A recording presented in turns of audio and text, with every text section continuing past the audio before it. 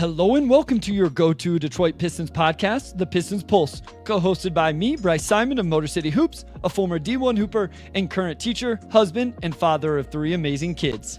And I'm Omari Sankofa II, Pistons beat writer for the Detroit Free Press. And of course, we're always blessed to be joined by our producer, Wes Davenport. If you are not listening to him and Blake Silverman on the Detroit Bad Boys YouTube channel, you absolutely should be. You should be reading all of O2's work over on the Detroit Free Press, soon to be off-season O, but I don't know that we're quite there yet. I don't know. Maybe we're getting there.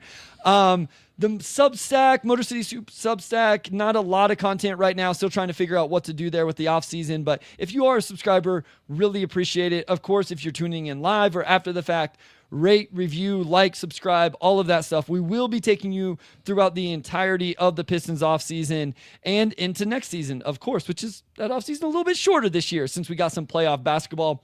O2, before we get into today's episode, which will be a rundown of the Pistons roster, a little bit of a review of individual players and what to kind of look ahead for them in the offseason and next year, the NBA draft lottery. Thoughts? You know, I was looking forward to not having thoughts this year. I actually don't have an issue with it. Like, I actually don't really have a problem with a team like Dallas being able to win on like a 1.8% chance. One, their chance to move into the top 4, I think, was like 8-something%, which is still low, but like it's not impossible. But I think it's good for a play-in team to be able to also still move up in the lottery. Maybe they could make it so that if you're the worst team, you can't fall all the way down to 5. Maybe they could tighten it a little bit to where you're still guaranteed top 4. But I'm cool with the chaos. I think the only thing I don't like is that it is an inherently bad deal for most fans because there's the anticipation aspect of it, and then most fan bases are getting their heart broken, in some level based on essentially like just odds, right? So I like and seeing Pistons fans heartbroken 3 straight years after falling to 5, like I kind of see firsthand. Like I just think the format of it kind of sucks, but I don't mind the actual Dallas Mavs moving up. Conspiracies aside, all that, I get it. Like I don't have a big issue with it. Yeah, I'm kind of whatever. Wes says I struggle to care. It is what it is. It does the job to advertise. Like at the end of the day, like people were talking about it. The NFL podcast I listened to, the Chiefs specific podcast I listened to, talked about it for 5 minutes on their podcast.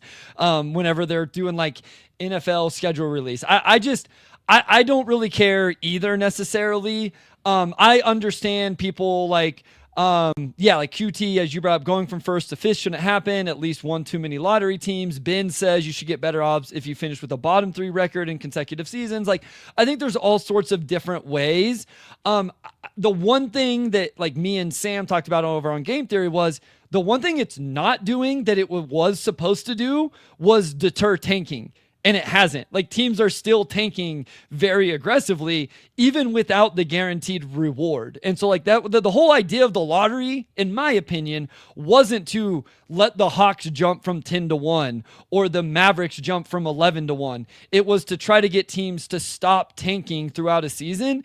And like that hasn't necessarily happened. But yeah, it is what it is. I'm not really overly worried about it. Derek Brown says, I've got 30 more stops on my UPS truck left, and I can't wait to finish off with the Pistons Pulse. So thank you, Derek. Hopefully we can make the next 55 minutes of your UPS delivery a little bit better. So let's get into this. We got 15 players to talk about here. And real quick here, Omari Sports Time says, exit interviews, do you know? There's not going to be player exit interviews. All we got was Trajan. Okay, and we broke that down on the last episode with Sean Windsor. We broke down all of the quotes from him and everything we thought from Trajan's presser. I guess O2, we went over on Locked On Pistons, and you got to give your overall takeaways from the season and the series. You haven't necessarily got to do much of that. We had Sean on. We did the Trajan presser. Anything you want to get off your chest real quick, just in terms of overarching team 24-25 Pistons season? Yeah, just beyond all the obvious stuff. I think seeing how you played the Knicks and, again, came within a few possessions of either forcing game 7 or even winning that series if you tie it 2-2 on the missed call. But looking at what they've done to Boston, and obviously the Tatum injury is tragic, but even before that, they were well on pace to win that game and go up 3-1. And, by the time this goes on podcast episodes, we're recording live now, that series may be resolved already since this is game 5 tonight. But if you're the Pistons, you should, you already felt good about the season, but you should feel better seeing how well the Knicks have still played, how well they match up against the Celtics, how their wings have made life difficult for Jason Tatum and Jaylen Brown, and they didn't necessarily have that level of success with Cade. I think everything that's happened since then, there's no Ken Palm in the NBA or a such thing as quality losses or anything. But I think you look at that series and it's just more evidence that this team's here. They're a good team. They've arrived, and you could move forward, with the expectation on some level that, this should be something that they can sustain. So nothing super different, just in general, more evidence that this is a legit turnaround for this team. I don't think Pistons fans will take a lot of solace in what I'm about to say, but I think it is a good compliment. I've heard Knicks people, like our guy GMAC, Andrew Claudio, make the comment that the Pistons series prepared the Knicks for what they're doing now. It brought out of the Knicks what needed to be brought out of them to actually compete in the East the way they needed to. And I do think it is a compliment to Detroit in the way they play the game and how competitive they were and all of that. So let's get into this. Let's get into this review. We're going to start with Jaden Ivey here. Obviously, an injury cut season for J.I., the broken leg, played 30 games, averaged 17.5 points, 4 rebounds, 4 assists, under a steal, under half a block, 3 turnovers on 46% from the field, 41% from 3, 73% from the free throw line. To me, this is the biggest quote-unquote disappointment of the Pistons 24-25 season. It's not J.I.'s fault. I'm not saying that. I'm just saying not getting 65, 70 games, and most importantly, 6 playoff games from J.I. is probably the thing that is most disappointing. But going back a while now, what are your thoughts on J.I. in the 30 games we saw from him? Yeah, I think he showed a lot of what you wanted to see, especially just from a shooting standpoint, where he's at 41% on decent volume. I think he had 4 or 5 threes before he got hurt in that Magic game, and that was one of his better offensive games. He still has some things he has to work on. His finishing still wasn't quite as good as you would like it to be, but overall, he certainly took steps forward. I thought defensively he was a little bit more together and composed. And there wasn't anything that makes you worry about the future, right? I think in year 3 you want to see deliberate strides forward, and again, only 30 games, but I feel like we did see some of that before he went down.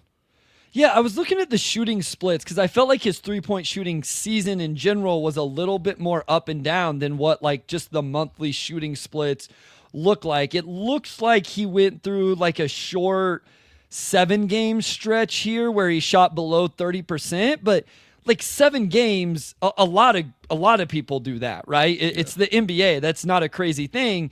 And then he came out of that 7-game stretch and had a 14-game stretch where he shot 46% from 3 on over 5 attempts. And obviously that was the stretch that led into the injury and all of that. So I'm excited about what we saw from him as a shooter. I'm really disappointed that we didn't get to see what it looked like in more substantial games and minutes with Cade, with Ausar, right? Seeing those guys together. I've come on here and talked about a little bit of nervousness about running it back, quote unquote, with the same team.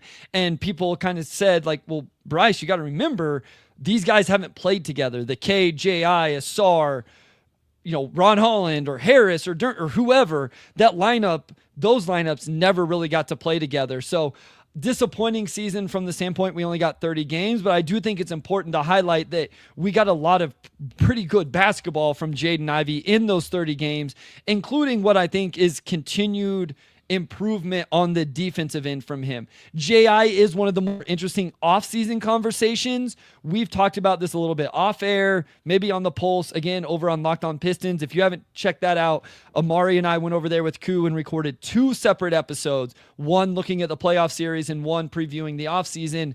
What do you expect, or answer it how you want, O2. What do you expect to happen, or what do you think should happen with J.I. in this extension?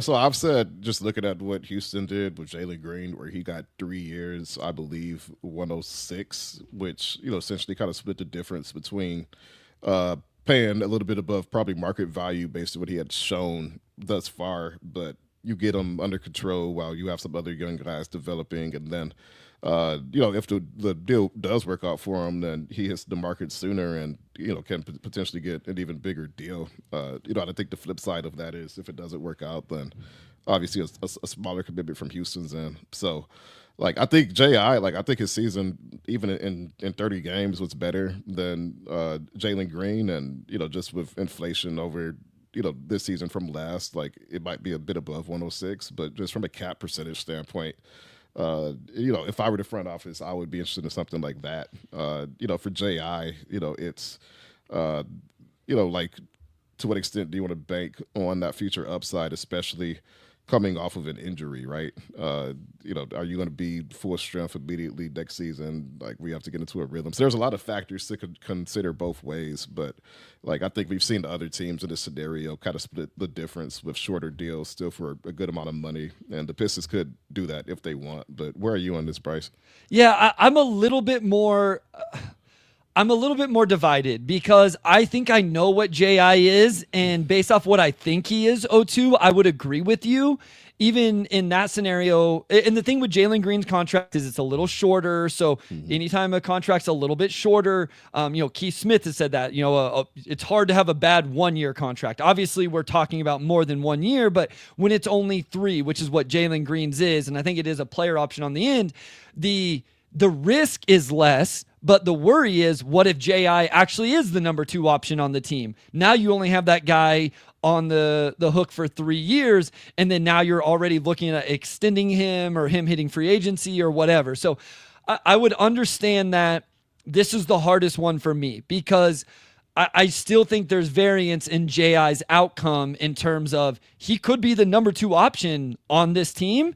He also could have to settle into a 6-man role. And then what I'm struggling at, how quote unquote bad is that contract O2 if he is the 6-man? Is it catastrophic? Is it rough? Is it fine?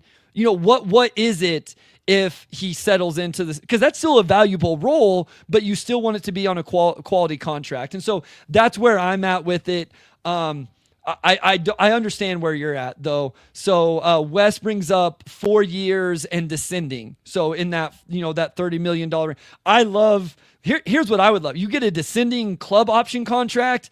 You're probably going to be okay by me like that. I love those type of contracts. And it's kind of like Isaiah Stewart's contract, right? Yeah. At the time, people may have raised their eyebrows a little bit. Flat $15 million. So not descending, but flat club option on the end of it. The risk of that was much lower. And if Stu performs at the way we saw in the regular season and can stay healthy in the playoffs, I think it looks really good, O2.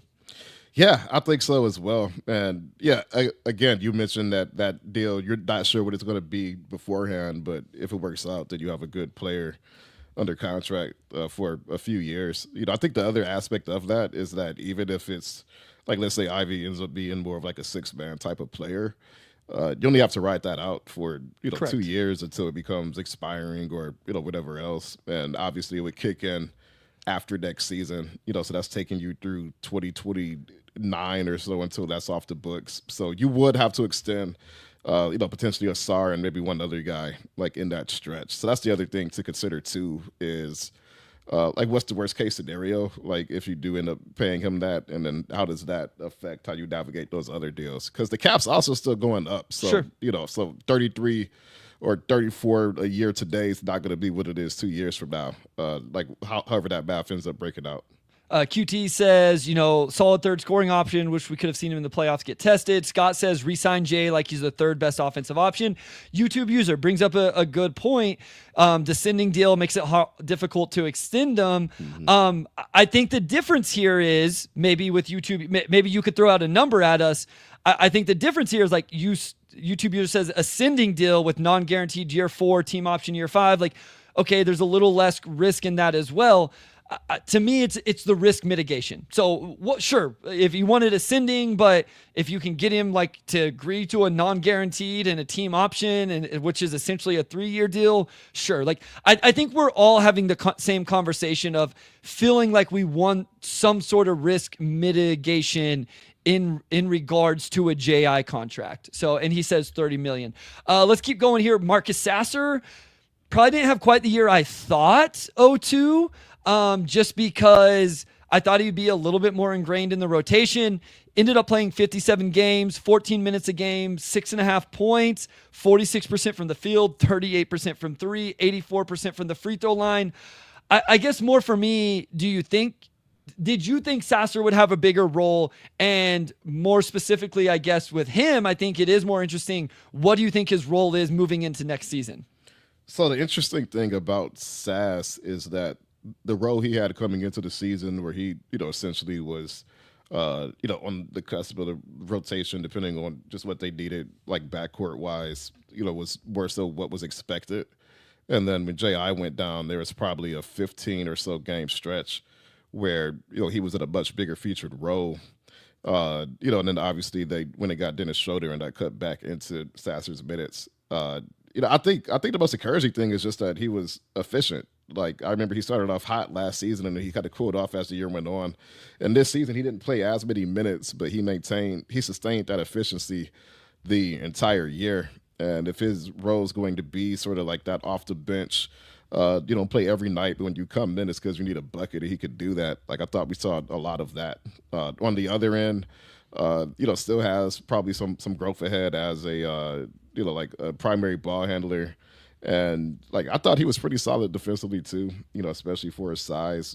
For him, it's just really just what's the ideal role for him on this team, like in a universe where you have Schroder and J.I. And, I think that's probably what you ask long term, because this past season, I think he was more of like that off the bench, kind of go get a bucket specialist rather than a true point guard, like firmly in that rotation.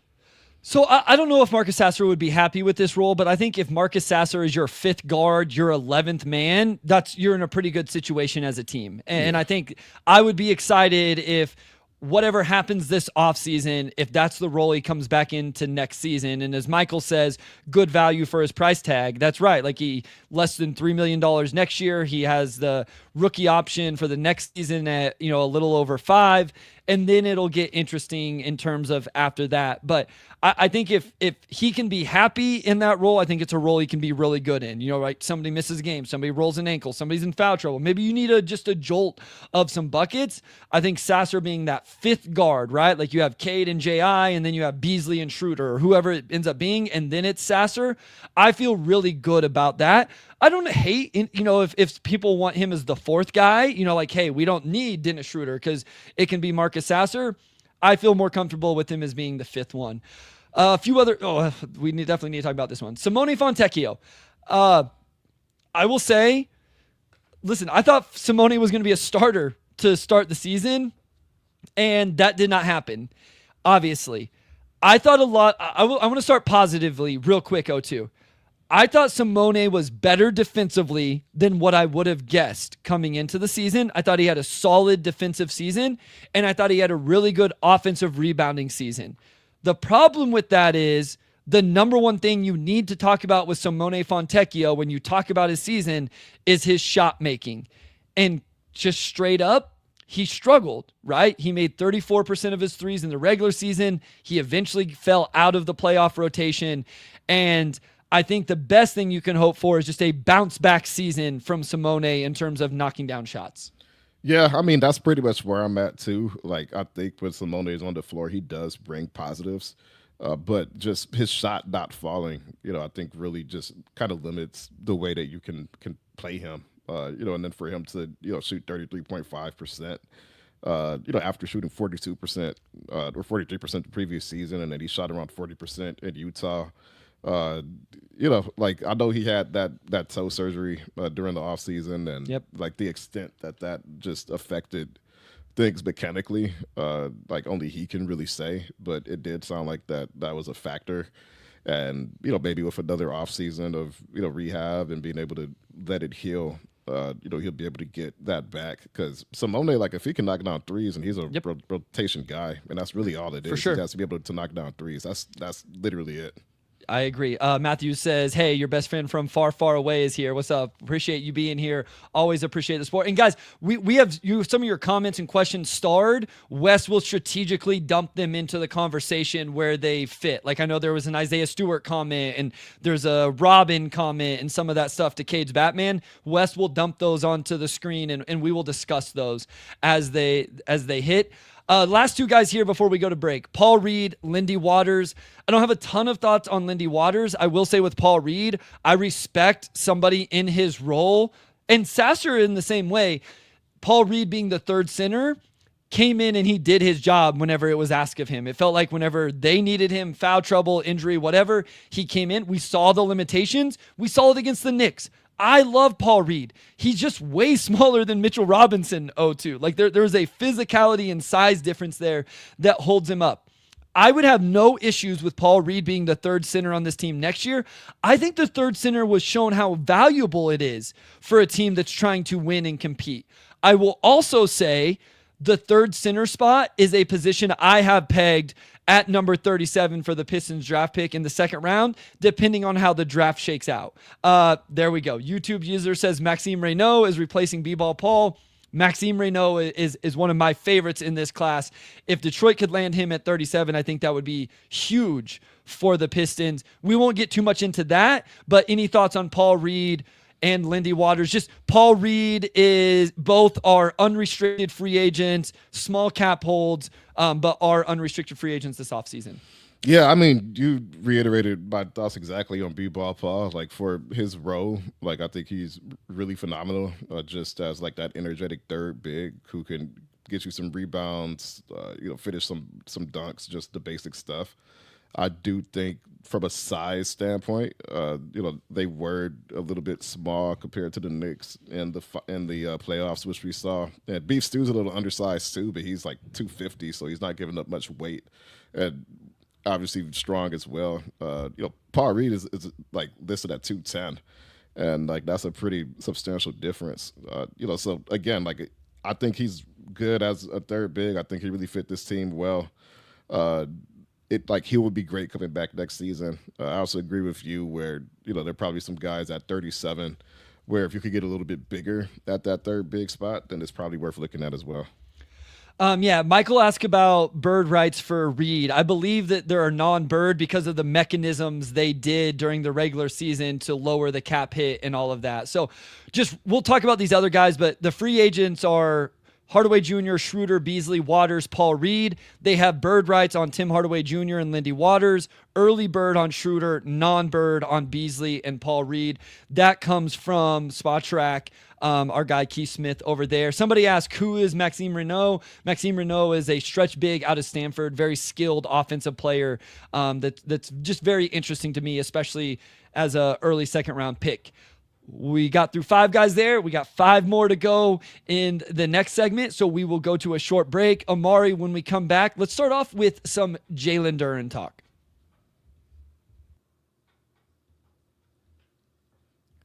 All right, we're back with segment 2, and we're going to talk about Jaylen Duren, and I think the bottom line with him is that he got better as the year went on and as the stakes got higher, which, there's a lot you could nitpick as far as pros and cons, but curious to hear how you feel about this, Bryce. But I think overall I came away impressed with how he was able to, rise to the moment and really show what he could do as the team had to rely on him harder. Yeah, so real quick, Jaylen Duren here, 12 points, 10 rebounds, 2.5 assists, 2.7 assists, 1.8 stocks, 1.7 turnovers, played 78 games, 26 minutes a night, and then in the playoffs averaged a double-double, essentially 12 and 11, 3.5 assists, 1.7 turnovers, and played 34 minutes in those 6 games. And so I was impressed with Jaylen Duren in terms of his growth. I thought we saw growth from him this season. I thought on the defensive end, specifically the defensive playmaking, and that's something at times I don't value maybe correctly or as much as others. It's like the whole DPOY and why I had Dyson Daniels a little lower. Like I want like the guy that just really sits down and guards you a little bit more than the guy that disrupts you. But that's a preference thing. I can still appreciate the impact that Jaylen Duren has with his shot blocking, rim protection that at least grew this year. It's not like he's an elite rim protector, but it did grow this year. As James says, vertical spacing and chemistry with Cade. We will talk about the extension. I think you and I are a little bit different there, maybe on the numbers. We'll see. But I think that was important defensively. I think there are other flaws that still need to grow. I think he showed some of his passing potential on the offensive end. And one thing that showed up at times later in the season was his touch around the rim. We know Jaylen Duren can catch a lob and dunk it. Can Jaylen Duren catch one, have a contest, jump, and hit a little hook shot and some of those things? That's the area I want to continue to see grow with him.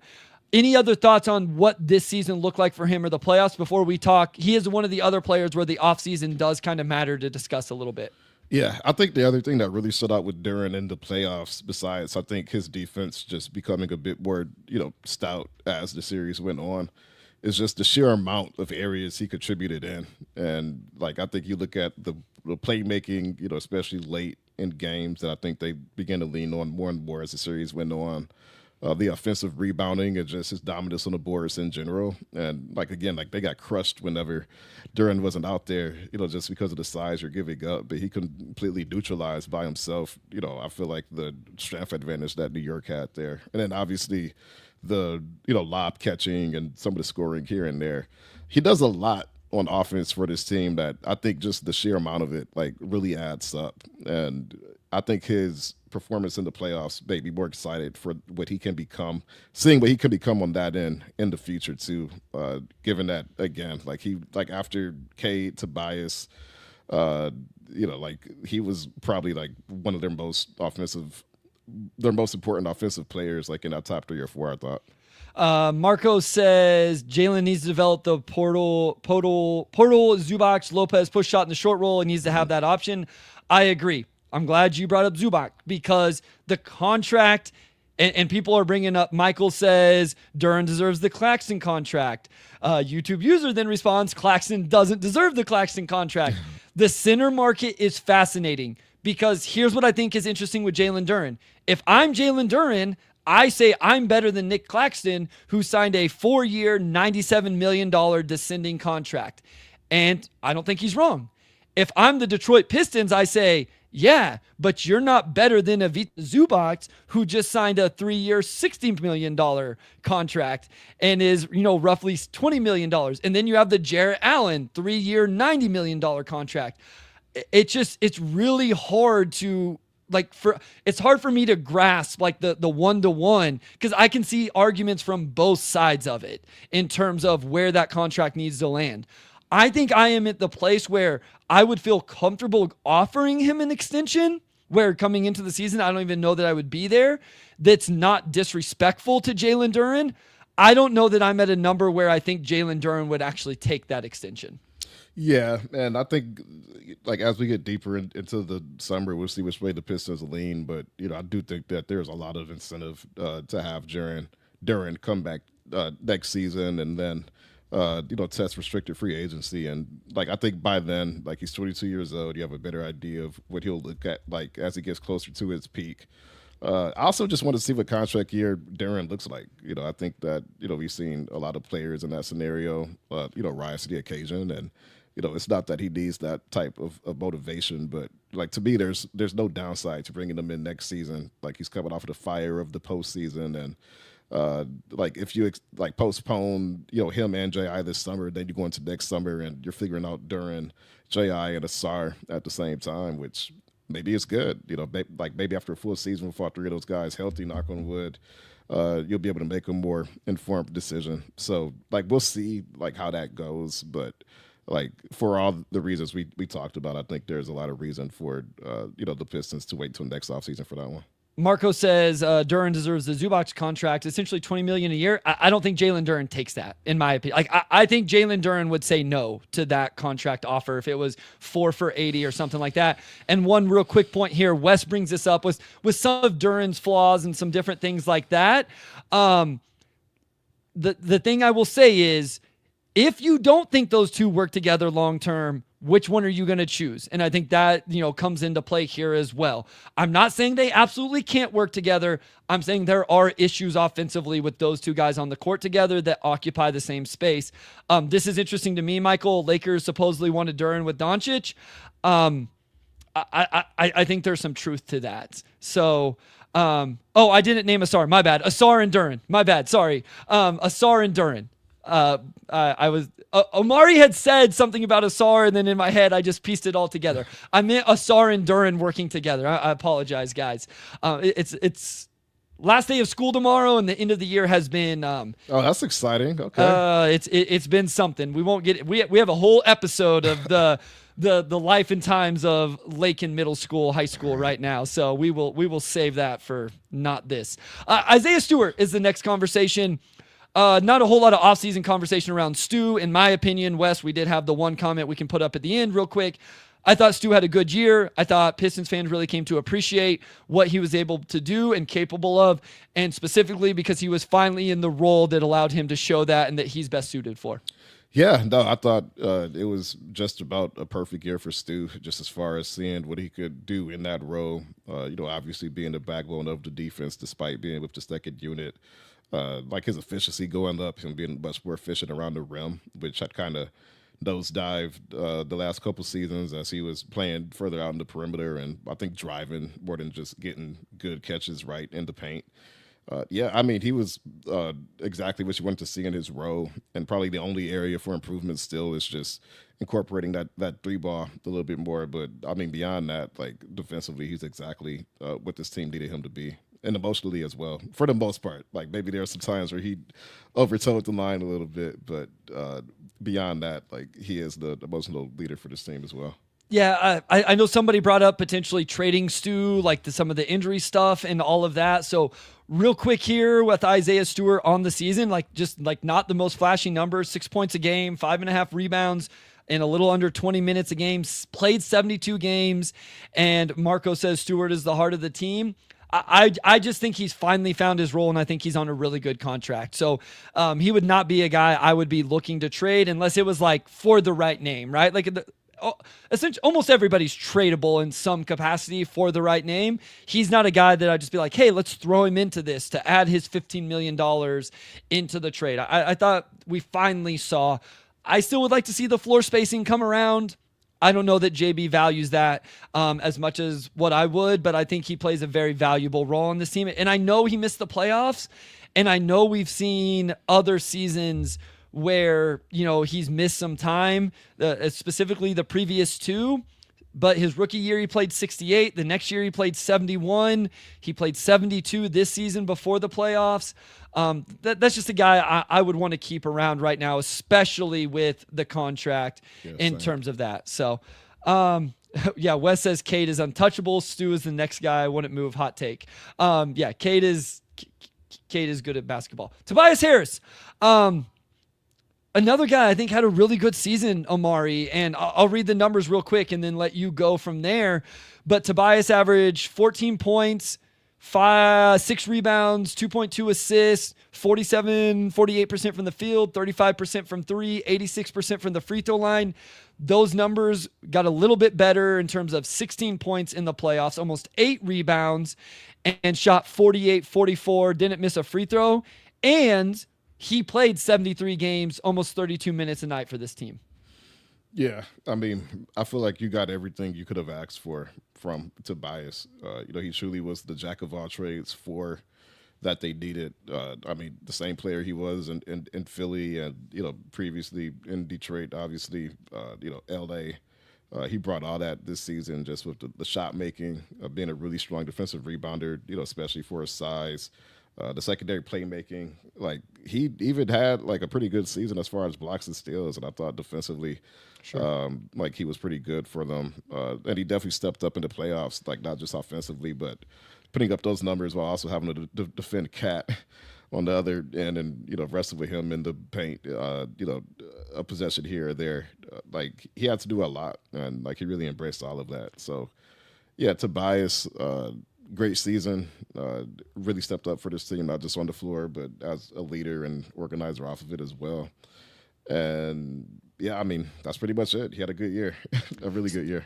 Scott Moorhead says the 4 is where we need to upgrade. I don't disagree long term. I do think is something that they can get better at. That's a position they can grow and improve. Tobias isn't going to be there for much longer. He's 32, but I mean, it's not like he scored 20 a game this year. And just for anybody, his contract situation, he's on the books for 26.5 next year, and then would be an unrestricted free agent the next season. So, and as Michael says, when does the age catch up? That would he need more rest? I think that all plays into, like, if you feel better about your 4 position, maybe you can start to do some of that, maybe even slowly work him into a bench role. I'm interested to see, because I've always seen that contract a little bit as like, hey, this is the $26 million number to go get you, a star player, like in terms of matching salary.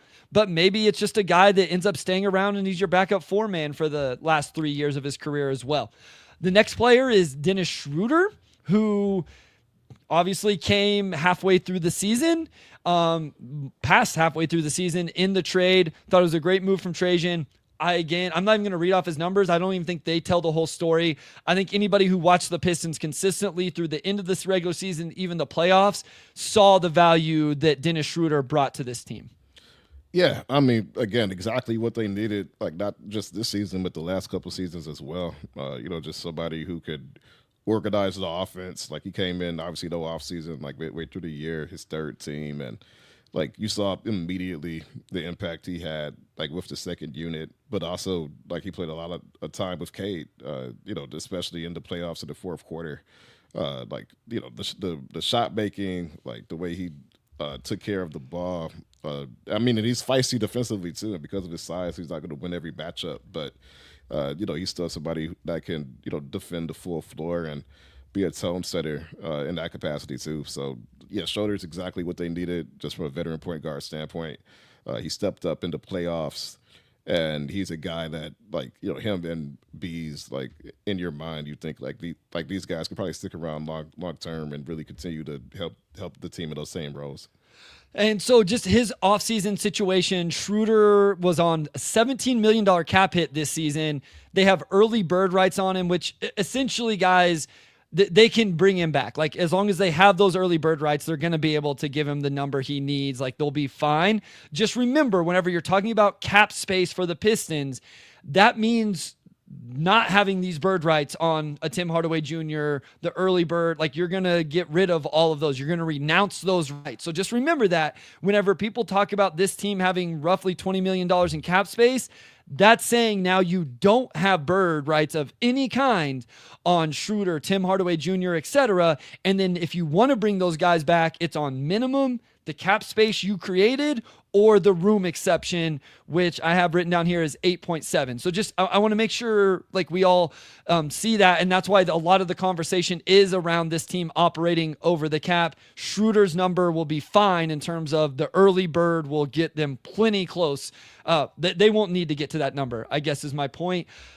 He makes sense to bring back O2. I suppose there's an argument that, is there an argument that he's not needed with J.I. coming back? I don't know that I see that argument. I suppose maybe there's an argument of maybe somebody that's a little bit more off the ball offensively that knocks down threes more consistently. Do you even want to mess with it? I don't know. I don't know where I fall on this one.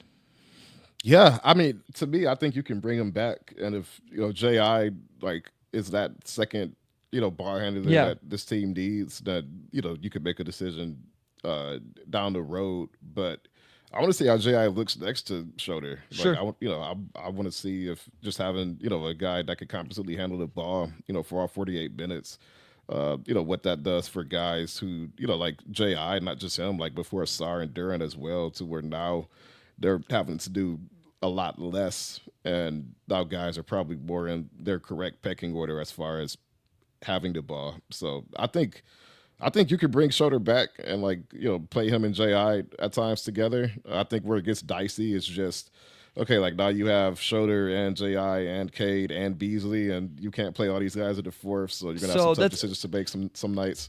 That's all. Chili says no. We needed him when J.I. was still healthy. I don't disagree. I remember people yelling about the veteran point guard thing. I get it.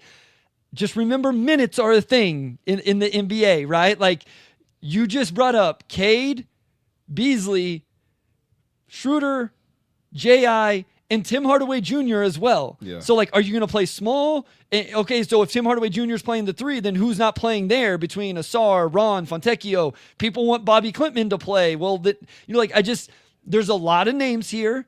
I'm not saying people are wrong, and I understand that depth matters. I get it. I truly understand.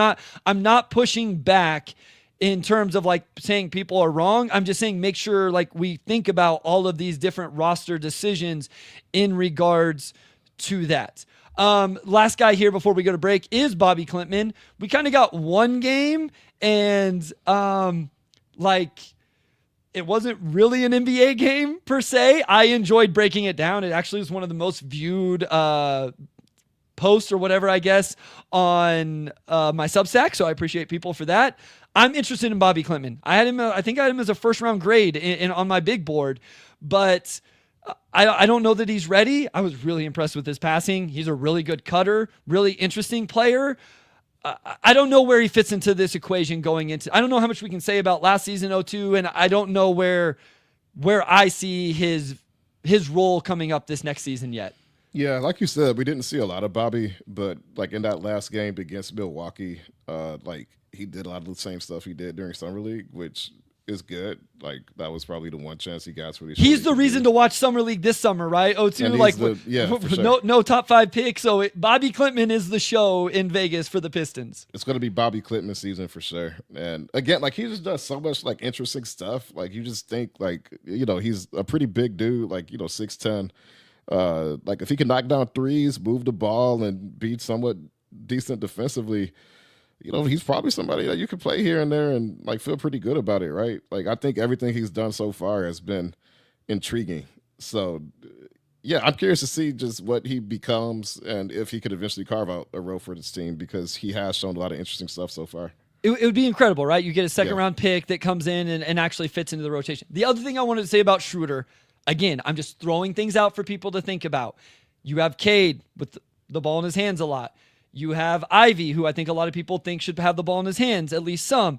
If you are one of those that wants Ausar to have the ball in his hands some, or Jaylen Duren operating half-court offense, those are just things to think about in terms of the operate. I don't think there's an overload. I don't. I'm just saying, can you get a Dennis Schroder type player that maybe shoots off the ball a little bit better, right? Can you go get Tyus Jones, who I believe in Tyus Jones' ability to knock down shots. Now, the problem with Tyus is you lose something on the other end that Schroder brings you, and that's why I like Dennis Schroder quite a bit because of what he does on the defensive end. We got 5 more guys to get to: Ausar, Ron Holland, Tim Hardaway Jr., Malik Beasley, Cade Cunningham. We saved the meat and potatoes for the end of the episode. Make sure you guys were tuning in to the entire thing. We will start off with Ausar Thompson right after this short break. All right, we are back with segment 3, and we're going to talk about Ausar Thompson. Obviously, a very important player for this team. Bryce, go ahead and lead us off when your Ausar Thompson thoughts. Yeah, I'm excited, and I think the thing so real quick, 10 points a game, 5 rebounds, a little over 2 assists, 2.5 stocks, 22 minutes a game, ended up playing almost 60 games, and then in the playoffs averaged 11.5 points, 5 rebounds, 22.5 minutes a game in the playoffs as well. I know there was a lot of minutes conversations throughout the regular season into the playoffs. I think we saw the defensive aspect. Listen, Ausar Thompson and Isaiah Stewart would have been in all defensive conversation if either of them were eligible. Neither is, but both would have been. I'm not saying they both would have made it. I'm saying they both would be in the conversation. So I feel pretty good about what I what I evaluate and feel about Ausar on the defensive end, you and I are going to go back and forth about the offensive end, I think, for the next few years in terms of what you want to see improve or think would be best and what I want to see improve. I think ultimately it's got to be one of these things, right? Like either the handle and some of the shot making and the off-ball movement, whether it's the 3-point jumper, whatever. But I think we saw the potential, and I think we saw what his impact can be on the floor. For sure. And I think, just given the way his season started as well, like no offseason. Yes, that's so important to mention. Until the end of November, like they had no time to really like get to know him, right? With an almost entirely new coaching staff, like new front office.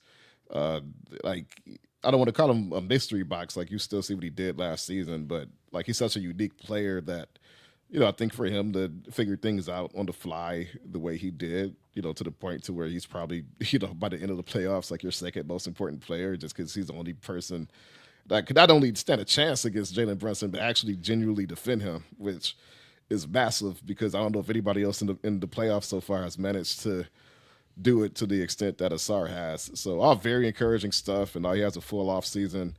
Like they have time, like he has time to, improve offensively, whether that's ball handling or shooting or like whatever that may be. And they have a full off season, like to not only, dissect this past season, but, acclimate him even further and tap into those gifts even more. So all very encouraging stuff, for what essentially was an incomplete season for him. And like, I think that sets him up really nicely going into next season. Yeah. I mean, you brought it up whenever he wasn't on the floor in terms of the one-on-one matchup of Jalen Brunson, Detroit just doesn't have anybody else right now, right? Like you hope that Ron continues to develop with the ability to do that. And then the versatility those two guys together will give you. Again, like my big question with Ausar is more so Ausar and Duren together. Can those two figure out how to occupy the offensive half court without consistently getting in each other's way? Or do you always have to have one in the action and those type of things? And it's not going to be a huge regular season issue because I have a feeling this team will just like really play into the defensive disruption and pace that we saw in the regular season. But we all know that pace goes down in the playoffs and you have to be able to have, half court offensive execution. I'm glad you brought up the offseason because I think that's the conversation with Ausar in terms of this coming offseason is he'll be healthy and he'll have the whole offseason to work on the things he needs to work on. I feel like we've talked a lot about Ausar. We can go ahead and move on here to Ron Holland, who, barring a suspension, would have played all 82 games as a rookie. I think has at least a conversation for second team all rookie this year. I don't know that he will make it, but he definitely, even though the stats aren't, eye popping, again, he played 81 games on a playoff team as a rookie. That was impressive to me. The unwavering confidence, the attitude in the most positive way possible. Whenever I use the word attitude in this context was very impressive to me. Some of his finishing and ability to get downhill, especially in transition. Got a lot of work to do defensively off the ball and his defensive rotation, rebounding, box out stuff. But for a young player, I was very pleased with what we saw from Ron this season. Yeah, I thought Ron really showed a lot as a rookie where you're coming into the season and you don't even know what his role could look like, just given that they had added so much depth on just the wing and forward rotation in general. And especially even with Ausar coming back, for Ron to still, carve out minutes, even if it was only 5-6 minutes here and there, just because every time he was out there, he made an impact in some way, whether it's just his pure hustle or whether it was one of the nights where he was really getting downhill and making those types of plays, or defensively, he always brought something to the table. And, I think beyond that, just the way that he embraced his role. We talked to JB about it a little bit at the end of the season, but just him coming from a G League environment where him and, Buzelis essentially had to create everything to a scenario where, you're just taking whatever slice of minutes they could carve out and you got to do something with them. And, he attacked that completely. So I think all very good, encouraging signs from him as a rookie. And he's also kind of positioned himself as a guy going forward that's well, what can he become? Because, there's just so many areas of his game that could expand from here that, it's tough to say what he's going to look like next season. He'll be better. He'll continue to have those intangibles, and if he can become a better ball handler or shooter or whatever it is, it's just going to be like this for him. So Wes, yeah, there we go. Sorry, you were just saying. YouTube user says, "Is it crazy that Ron Holland's ceiling on offense is the biggest X factor in my mind long term?" And I don't want to put words in his mouth, but I assume he means for this team in general, which also plays into the second option, Batman Robin. I think we got that question from somebody else as well. Wes, if you want to throw that one up there. Also, I don't think that that's crazy because as much as I love Ausar Thompson, I don't know that I see like second option offensively for Ausar Thompson. I don't see that in Jaylen Duren. I'm not saying that it's a great, like, high outcome. So also from YouTube user, is the biggest need a Robin for our Batman, whether that is someone currently on the roster or a trade acquisition. It is for me. Like, I think that is the next step. Now, I wouldn't rush that step was a big thing I want to say here is I want to make sure I know, is it J.I. or is it not? Is it Ausar? Like I said, I don't think it's Ausar. That doesn't mean you don't want to find out. Could it be Ron Holland? You know, like one of my high-end comps for him coming into the season or out of the draft was the Jaylen Brown type archetype of player. And, you know, could he become that? Again, I'm not saying there's a high percentage that he becomes that, but is there a world where it could? Sure. And if he becomes that, then you don't have to trade first-round picks, Omari, to go get Devin Booker or whoever the next guy is. Not saying he's on the market, but that's the name that always comes up. So it is an X factor for sure, right? That if he would, think about what that catapults this team into. And I think we start to see that next season. Like, I find it hard to believe if we see a similar type season next year for Ron Holland, then he explodes in year 3 or something like that. I'm not saying guys don't continue to get better, but I don't know that we see Robin or option number 2 from Ron if we don't see some substantial growth from him next season. Yeah, like it's tough to like because we saw so little of Ron, I think relative to the other young guys, especially like, Cade, Ivey, like, guys who had the ball in their hands a lot. I feel like there's still a lot about Ron that can be shown. He was given again like a slice of responsibility, and I think he did as much as he could with that. So what else could he show? Could he make a case to have the ball in his hands work? Could he make a case? I'm one of your top defenders, so you need to be playing me 20 minutes a night, not just 5 to 10. There's a lot of areas his game could expand, and I think that's what's so fun with him is just that he's almost more of a blank slate, but just because of his work ethic and the way he played, that he's going to see big games somewhere. It's just where is that going to be for him? YouTube user says, with the Tatum injury, is Jaylen Brown an option? I actually think Boston may do a 1-year reset because of their financial situation and the Tatum injury combined. I assume that reset would not involve moving Jaylen Brown, though. Like, Porzingis, Drew Holiday, maybe you let Al Horford go ahead and walk as an unrestricted free agent. I think those are the more likely moves than something big with Jaylen Brown or, like, honestly, like even Derek White, but that's just how important I think Derek White is to that team. Okay, next on the board here is Tim Hardaway Jr. This will be a fun one because this is another guy where the offseason is an important part of the conversation. But just your thoughts on the season from Tim Hardaway Jr., who scored 11 points per game on 41, 37, 86. And I think ended up top 5 in the NBA in charges drawn. If he didn't, he did in my mind. Yeah, I mean, he was exactly who THJ is. Like, you look at his career numbers, you look at what he's done in past stops, like with the Knicks and most recently with Dallas, and he was exactly that. Him and Tobias, were the main anchors for the spacing in the first unit. I thought THJ stepped up pretty nicely toward the end when Cade was out. Like, I think he had some of his highest scoring games, like in that last 9-10 game stretch. Not a whole lot to say about THJ, honestly. Like, he was exactly as advertised and ended up being pretty good, I think in the sense that he was a reliable shooter, on a team that hasn't had that many of them. Yeah, no, I thought he brought what you listen, the way things kind of ended in Dallas, I wasn't sure that was a trade with Trajan. I wasn't sure I loved because I didn't like the idea of trading Quentin Grimes, who we finally get to know what the Quentin Grimes contract is, because I've been saying this for a while that better be a lot if all of these teams decided they didn't want a 3-and-D wing that Quentin Grimes was. So we'll see what that ends up being. But I thought Tim Hardaway Jr. ended up being fine. He played 77 games, played 28 minutes a night. The shooting, at times a heater, all of that stuff. But Okay, so Wes, I'm going to ask you to fact check that, but that is a fun fact in the chat, which would be kind of a fun fact if true. I'm not doubting you. I just want to make sure. THJ is interesting, right, Omari? So $24 million cap hold, which they have his bird rights. That cap hold does come into play in terms of operating as an over-the-cap team. The reason you would want to operate as an over-the-cap team is so you have the non-tax MLE for Malik Beasley or somebody else. I see a lot in the chat of Tim Hardaway Jr. has to go. Here's my question, Omari.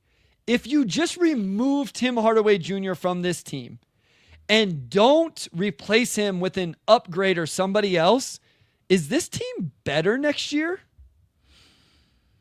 I think a lot of that is just that, J.I. is probably going to step into that role. And, obviously just from an athletic standpoint, from a ball handling standpoint, there are upgrades there. I think THJ probably gets the edge in charges.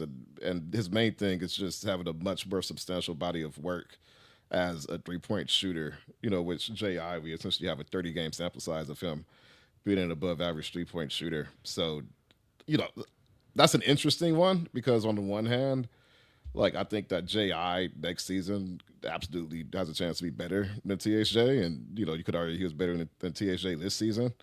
At the same time, if the shooting is not real for J.I. and you're still starting some combination of Cade, J.I., Ausar, Duren, and Tobias, you're going to need some shooting.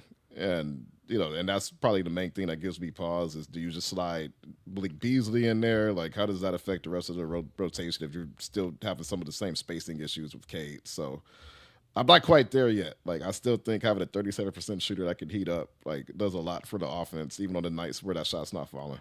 Yeah, I'm not trying to... I'm not trying to say that THJ is this problem solver or something like that. I'm that's not the point I'm making. All I'm saying is this role matters. Yeah. He was second on the team and made threes and shot a solid percentage at it. Now, to your point, J.I. is the guy here, right? I'm just saying we just came off a season where the injury luck was solid, but you lost J.I. for 52 games. You didn't have Ausar for a chunk of games. Are we sure you don't want something there? I think what, who said it here? Scott, J.I. and the replacement. That's where I think I'm at is I don't think you just want to have okay, THJ walks, J.I., Ron, Ausar, all those guys are going to take on more minutes. And then you don't have some option as a floor spacer. Maybe that's Sasser. So, yeah, I'm with you. I get it. The minute, I'm the one that said it earlier in terms of the minutes and the rotation and all of that stuff. I get it. I think it depends on what THJ wants, right? Because obviously they can't offer him the same role. So yes, a lot correct. Of it. It's just what is he going to buy into to come back? And Chili says J.I. is the floor spacer. I hope so. I hope so. You won't find a bigger J.I. fan than me. I hope that is the case. It just a team that was, and I know this is a little bit unfair, but a team that was 17th in three-point percentage last year, losing their second best three-point shooter. All I'm saying is it makes me wonder a little bit. So Hums just said, just check. THJ is actually top 28 all-time in threes made. And, past Chauncey Billups this season. So, I just, it's something I think that should be considered in regards to this. I understand the rotational aspects. I understand J.I. coming back. I am not the guy trying to say Tim Hardaway Jr. is the linchpin of this thing. I'm not trying to say that. I just wonder how we will feel if, Marco, I hear you, man. I'm with you. Where does he fit? It would play. I'm with you. I'm not disagreeing. All I'm saying is remove Tim Hardaway Jr. from the team, and how do people feel about the floor spacing options on the team? That's all I wonder. It's just a question. We got to keep going to Malik Beasley. Obviously, a historic three-point shooting season from him. More than 300 makes this year. Incredible season on the offensive end. The vibes are good. Your thoughts on Malik Beasley this season? Yeah, again, like that, a lot of thoughts, like similar to THJ, but he came in and like whatever expectations were set before the season, he certainly exceeded them, not just from a shooting standpoint. And we said this number in here before. I've written it several times, but him and Anthony Edwards became the fourth and fifth players in league history this season to knock down 300 threes, and Bees did it on like around 42%, which is elite. So even if he's like 80% of that next season. Like he's still, comfortably one of the best shooters this franchise has had in like a while. Like even if that dips to like, 253s on like 39 or whatever next season. So of all their free agents, like he's probably like I think him and Schroder are the two that you're probably not going to be able to replace what they bring you to the same extent on the market for the price you probably be able to get them here. And yeah, B's obviously thoroughly outplayed like the 1 year deal he signed, and has earned some sort of multi-year deal, and he wants to be here. So good scenario all around. This probably could not have been a better season for him, honestly, as far as that. Yeah, like I'm with you. Beasley really knocked down shots this year. It was huge. It was huge for the Pistons to have that off the bench with what he did. I'm interested to see what his market was. Your dad, Omari, brings up, what do you think TH value is to other teams? I'm fascinated to see what Malik Beasley value is going to be to other teams, because incredible regular season for Beasley, and in the playoffs shot 34% on 10 attempts. He still averaged 14 points, a game in 27 minutes, but what are they going to do? How are people going to value that in this offseason? Where is the money at? Teams are a little bit different with like their non-tax MLE because they can use it as a trade exception during the season. So I'm just fascinated to see what it would take. I feel like I have a number. I mean, it would be hard for Detroit to. I don't think Detroit can go past the non-tax MLE, but a lot of other teams won't be able to either. So if they max them out at that number, then it just really comes down to, does he want to be here over other teams that would offer him that? So I am with you. Like, just to be clear, I think Schroder and Beasley would be the guys I would value and bring back as well. But it is kind of interesting. I find myself wondering, Omari, maybe more than others, in like, okay, these were great offensive players. Are there two-way options out there? I think that was my like THJ comment. And even with Beasley a little bit, are there guys out there you could get for similar prices? Maybe you take a little bit of a hit with the shooting, but you get some defensive stuff. It's just interesting to me. I'm not saying I would do it. I don't even know that those names are necessarily out there and would be great. But Beasley's obviously been incredible, and I think should be a priority for Trajan this offseason. As you mentioned, people know he is an unrestricted free agent, non-bird rights. It was a 1 year deal. So they do either have to have cap space to sign Malik Beasley, or they'll need the non-tax MLE. So, Marco, this is the name that I like. Nickeil Alexander-Walker is a very interesting name to me. But as you've pointed out, where do you fit him in the rotation? Who does that mean doesn't stay around? So, all right, last one, definitely not least, Cade Cunningham. Second team All-NBA for me, Omari. Not even a question for me that Cade Cunningham should be second team All-NBA, which means he's going to get paid. He's going to get his raise. What were your thoughts on Cade's season? Yeah, I'd also voted him second team All-NBA. I think he was, if not the best guard in the East, like certainly top two.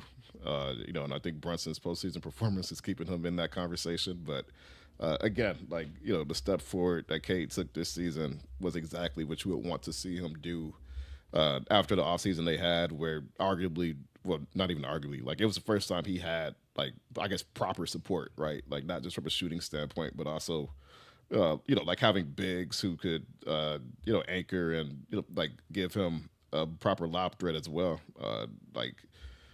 He averaged 26 and 9.5 or something like that.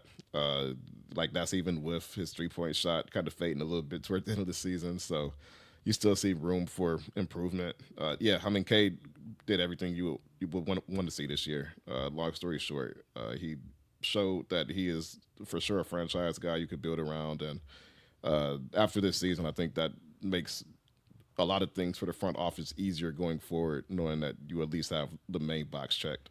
QT says, let's keep Cade around. Ben says we should keep Cade. And says Cade's pretty good at basketball. Like, we were at this point with Cade Cunningham where we can just kind of joke and be like, he's really good. And we all know he's really good. He's incredible season. You brought 26 and 9, 6 rebounds. We know the turnovers, 36% from 3. So just barely hung on there in the regular season. 3-point percentage in the playoffs was not good. The turnovers were not good, and he still averaged 25, 8 and 8, 25, 8.5, 8.5, whatever. Cade Cunningham, good at basketball. Pistons fans should be excited. This is ultimately the thing you have to nail. You have to find the face of the franchise. They have it. He's only going to get better. We can talk about I think the thing that encapsulates the two aspects of his game that need to improve the most is the conditioning. We talked about it with Sean. We talked about it with Koo. I think that is the offseason that has to happen for Cade.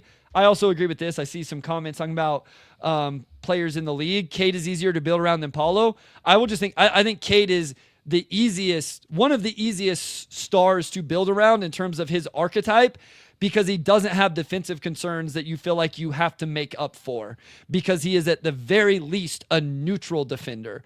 And because of that, he makes it a lot easier in terms of the players around him. If the off-the-ball stuff continued to grow, it would make him even easier to build around. And I do think that's another aspect, because as Wes always yells at me about, having a secondary creator, ball handler thing is good and is positive. And my only pushback is, well, then Cade has to get better playing off the ball. But those are good problems to have and things that he can improve on. So any other thoughts on Cade Cunningham, Omari? Nothing massive. He's the guy. He earned his raise this summer, and now the Pistons have to figure out how to get him the right support to take that next step. Yeah, I agree. Okay, real quick, we'll go through this. YouTube user, I think the Pistons almost have to operate over the cap, so that means the most likely way to add a sign-in trade. Yeah, and as he mentioned, the cap stuff stinks because it's so hard to figure out. I was even reading here, non-bird rights that they have on Malik Beasley, there's still a percentage and some stuff like that.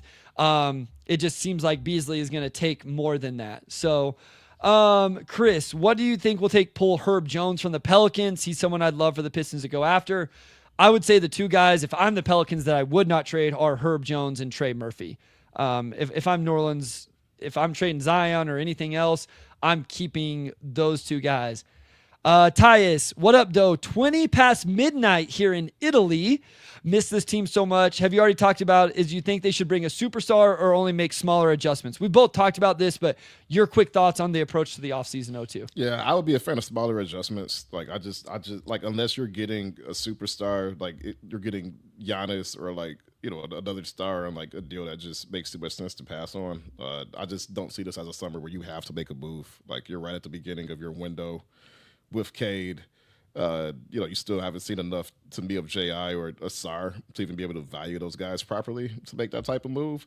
And you also just got all your draft picks back, and you really want to immediately, sacrifice your future and, box yourself in, to a core now. So I would take it slow. I would just get healthy, maybe make a couple tweaks here and there. But, to me, this doesn't feel like a big swing summer. Yeah, I'm with you. I would deadline next year. Guys are always coming available. And while the Pistons finally do have some assets in terms of there's some other teams that have a little bit more. So I would wait a little bit. Ben says, are there any players that could buy low and see them shine? I will just throw out some, I have a whole list of different names of guys that if Detroit does want to play in free agency, I find them interesting. I'm not even sure they're great fits. Aaron Holiday is a player I love when I watch the Houston Rockets. He's actually on a club option, though. I don't see why they wouldn't go there. Some more wingy forward type players. We brought up Nickeil Alexander-Walker, but I'll give a couple other names. Jake LaRavia is an unrestricted free agent. I like his game. Sam Merrill is a name that I think Sam Merrill is very good. And so he's one that maybe, if the role was available, would be interesting. And then the bigs I struggle with a little bit, Omari, because I don't know how a true big comes in here and finds minutes unless they're comfortable being the third guy. But I'm a huge Day'Ron Sharpe fan, and he's a restricted free agent this summer. It's just like, I don't know that Day'Ron Sharpe makes sense when you already have Jaylen Duren and Isaiah Stewart. So those are some names that maybe aren't as like eye-popping or eye-catching for people that I have written down just in terms of my list. And then Ben also asked about the expansion draft. I don't know how much you've paid attention to this, but like just listening to the front office show, it sounds like we're a few years down the road from that. Yeah, I don't have a whole lot to add to that. Like when they expand, we can talk about it then. But I mean, to me, you don't worry about something till you have to worry about it, right? Like why would you pre-worry? So that's just some life advice from O in general. Yeah, I mean, that's great life advice. Just easier said than done, O2. Like, literally, my life is predicated on worrying about things that I don't need to worry about. And so... Well, you have kids, so it's, it's a little bit different. Like, you have you have more wild cards in your life than I do. So you have no idea, man. It's crazy. So, all right. Good episode, man. Some of the guys, I felt bad. We rushed through a little bit more than we had to because we got going a little bit on time. I did not expect an hour and 10 minutes on a May 14th episode after the season was over. That gave us a chance to kind of recap the season because probably content moving forward is going to be forward looking and facing. And we will talk about NBA draft stuff eventually. But guys, I'm telling you, there's no point in talking about the second round picks until we see who stays in and who doesn't. Because it's just like... It just isn't, we just don't know. Like this draft is very volatile in that range because of the NIL money that is out there and overseas players' willingness to go to college and make that NIL money and all of that. So once the draft availabilities are set, I will talk to O2 and we will talk about like at least doing a segment or maybe a couple players an episode or something like that for 15 minutes and talking about some options there, but not until we have a better grasp because we can end up talking about 5 guys that are playing for Duke and Kansas and North Carolina next year and not even in the draft. So anything else before we let them go, O2? I think we covered everything. Obviously, we have a lot of other stuff we'll get into as we get closer to the draft and, free agency and we'll see. But we absolutely kind of wanted to turn the last page on this season and give all the guys their individual due before we dive even deeper into off-season stuff. All right. Thank you to everybody for joining us, watching, subscribing, listening. Give us the likes and the thumbs up and all of the positivity that you can. Yeah, Mr. Act Like It says, don't forget to like. Really appreciate that. Michael says, great episode, timely. Thank you, Michael. Oh, okay, James, we can do this. Finals prediction. This sucks right now. This is awful. This is disgusting right now. Yeah. Not because I can't, like, it's just like, you ain't picking the Celtics as we record right now. I will go Thunder and Knicks. Yeah. Sure. West goes Pacers versus Thunder. Yeah, I'll go Thunder, and I'm probably going to go Pacers at this point as well. I don't hate it. The Pacers are a lot of fun. I actually get to go talk Pacers tomorrow. If you guys want to listen, I'll be on a Hornets podcast tomorrow talking draft, and then I'll be on Setting the Pace talking just Pacer stuff, like the playoffs and all of that. And guys, please don't hate me. I just really, really like film breakdown. If you like my film breakdown just as a basketball fan, I am moonlighting over on Knicks Film School, and you guys can go check those out. I'm sorry. I really love doing film breakdown, and there's a chance to continue to do it. So don't get mad at me. But if you like it, you enjoy what I do, I'm doing that over on the Knicks Film School YouTube channel. Yeah, it's crazy. It's a crazy playoffs right now. OKC's almost blown a couple games too, where it was like, it's not even going to be the Thunder. So a lot of fun. O2, take it away. Yes, absolutely. Big thanks to our audio producer, Robin Chan, our editor-in-chief, Nicole Avery Nichols, and big shout out to West Davenport, as always, and we'll talk to you all next week.